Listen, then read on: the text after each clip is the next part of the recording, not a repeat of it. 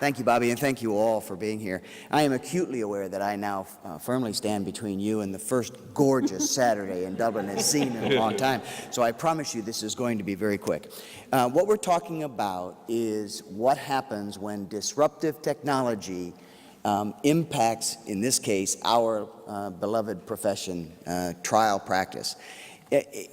By definition, disruptive innovation and technology means someone's life is going to be disruptive.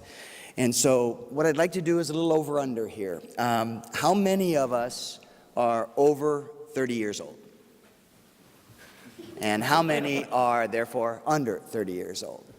Okay. Now, that number is going to change real fast.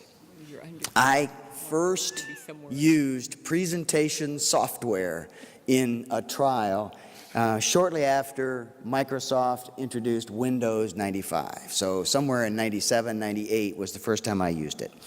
I've since that time both sat, as Paul indicated, as an arbitrator and therefore a decision maker, and also advocated in front of juries, judges, on less regular basis, appellate courts, and very actively in the arbitration realm as an advocate, particularly recently in the international realm.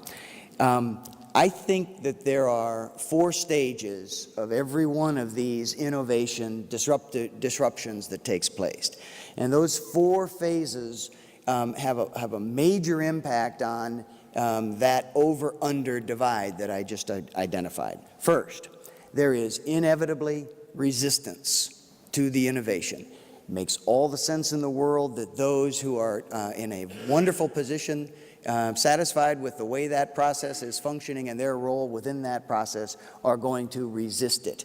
And equally inevitable is the fact that those of us over 60, who are the ones that are going to be most affected negatively by that disruptive technology, are going to be the most resistant, and we're going to be in the position to be most effectively resistant to that technology. So that's step 1.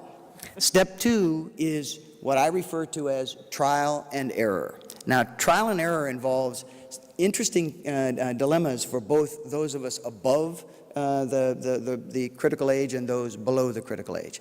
On those of us above the critical age, the trial and error that is inevitably necessary in order for this innovation to actually have its impact and begin to function is inevitably going to produce embarrassment. There's no way around it, and there's nothing that can be done to stop it unless, as I did in 1995, I woke up at the age of, I think, 42 or 43, and I said, God, I wish I had been born later so that I could have learned this stuff as I was growing up. And then I went, oh my God, I'm not old enough, because I'm not going to die before this stuff affects the way I do what I do. So for those of us up here and those of you who voted with your hands with us, I can only commend to you that every now and then, be fearless and don't be afraid to embarrass yourselves. Whether you're on the advocate side of the bench or you're on the judicial side of the bench, be open to that change. The third stage is what I refer to as acceptance and sometimes referred to as mainstreaming. That is a process that is directly dependent upon the number of fearless people above the key age. The more there are that resist it, and the fewer there are that are willing to open their minds and embrace it, the longer it will take for that acceptance and mainstreaming to take place. Because those who do not accept or adopt it will easily use and will pound into submission, those of you who voted that you're below 30, through that trial and error process, the number of times you will hear, see, I told you so, will cause you great concern about whether or not it can ever change. It will change. It has to change. We cannot continue to live in the worlds that we've inhabited and loved greatly. But the fourth stage is I think, the most important stage, and I think you're hearing some of that, a lot of that, I think, from George and Bobby. The fourth stage is smart application. I like to say that at one time, the nail was high tech, and today, it's still a pretty good tool for use in certain circumstances. Just because you can develop a timeline and use it doesn't necessarily mean that it's appropriate for use in every single case. And just because you have a case that has hundreds of thousands of documents and it can be included in a tool like this, doesn't mean that at the right time, with the right decision maker, a single piece of paper delivered to that decision maker and to that witness, or whatever the circumstance may be, isn't the best technology for use in that situation. So it doesn't mean abandonment of all that has been good getting us here. It simply means getting to the stage where you are comfortable enough to try to make those smart decisions about application. Now, I'm going to touch very briefly upon what I see, and it's a little different in Belfast yesterday than it is here, because I know that Michael and a number of you folks have been pushing the development of an arbitration center here in Dublin for quite some time. The sign is there when we enter, that the second floor is where the arbitration center is located. And in my country, I am certifiably schizophrenic, because trial lawyers do not do arbitration and arbitration practitioners do not do trial work.